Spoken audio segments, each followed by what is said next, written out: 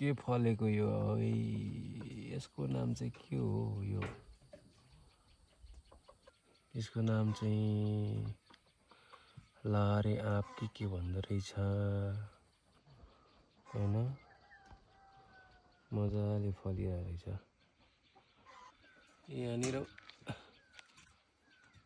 2 3 4 5 6 7 टन्नै फलिरहेको रहेछ त है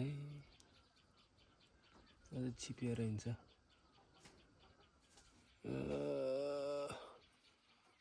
त्यो माथितिर नि रहेछ यहाँ चाहिँ सानो रहेछ यो चाहिँ ठिक्कको रहेछ है यहाँ पनि रहेछ सानो सानो फलिरहेको रहेछ